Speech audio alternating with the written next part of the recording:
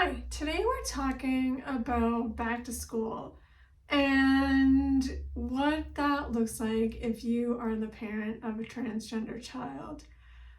And a question that comes up a lot is, do I have to inform my child's teacher, or does my child have to let their teachers or professors know that they are transgender?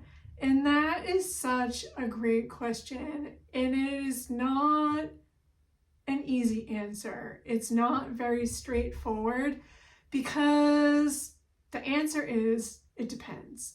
It depends on your child, it depends on their teachers, the school, it depends on the state that you live in.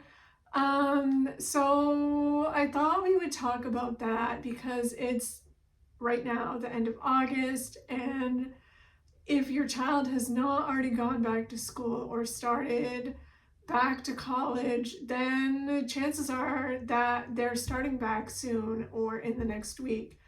And so the first thing that you're going to want to think about is the state that you live in or that your child is going to be going to school in, and what the laws are in that state surrounding transgender people.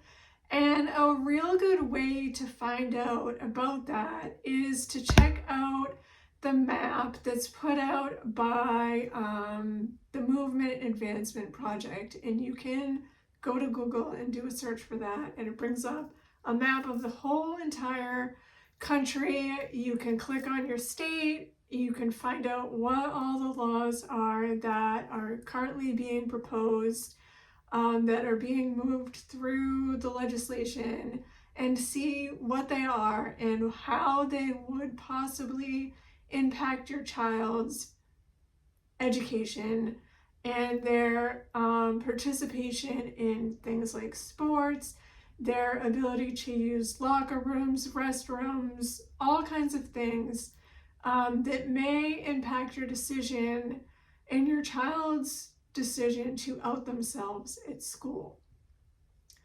The second thing is how comfortable your child feels about people knowing that they are transgender.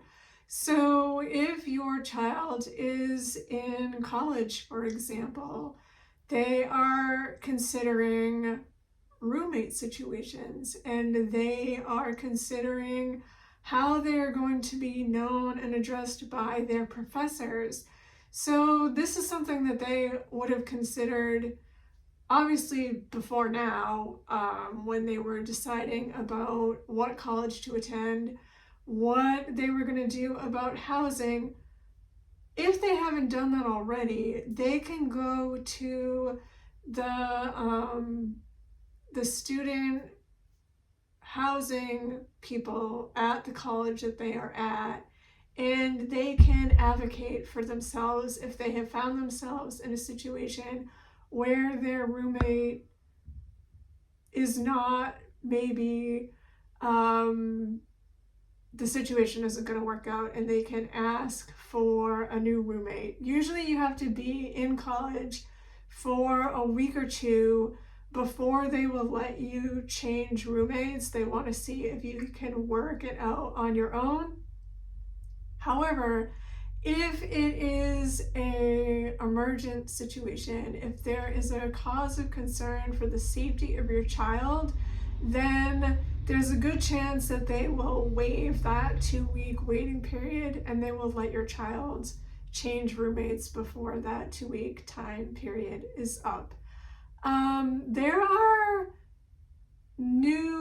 it's not really new anymore. Within the past couple of years, they have really come a long way at colleges with having gender neutral housing at colleges, which could look anywhere from the floor of a college to like a whole dorm at a college. So hopefully your child checked out the housing options at the college before they arrived. But if they didn't know enough to do that, if they were just like, I will figure it out when I get there, and it's not working out for them, they do have options, and they should get with their RA or somebody in housing to make that situation better. One thing I really recommend, and this was something that my son did when he was in college, was he emailed his professors ahead of time before he ever arrived at his classes and said, "Hi, this is who I am. You're going to see me listed on your class roster by this name. This is the name and pronouns that I go by." And it worked out really well for him in his classes, so that when he got to his classes, there wasn't that awkward scene where his professors were calling out this name of a person who wasn't answering by that name. And so it helps with that situation ahead of time. And also then your child's professors get to know who they are a little bit before the start of classes. If your child is in high school, it can be a little tricky because high schools have what's called, in some schools it's Power School, in some schools it's, I forget the name of the other online portal that's really popular, where your child and you often sometimes have a login to go in, and you can access the grades and you can access the classes, and in your child's portal they have their legal name listed, and it stays with them all the way through high school until they graduate. And I've heard from a lot of parents that even on their transcripts and their diplomas, they've had to fight with their kids' schools to get that information corrected. There may be a place for you to have a preferred name in there. I don't know. You may have to contact the high school, or your kid could do it if they feel comfortable. But it may be a conversation to have with the guidance counselor ahead of school starting in, say, middle school or high school, to say, look, this is who my child is. This is the name they prefer to go by, the pronouns that they'll be using.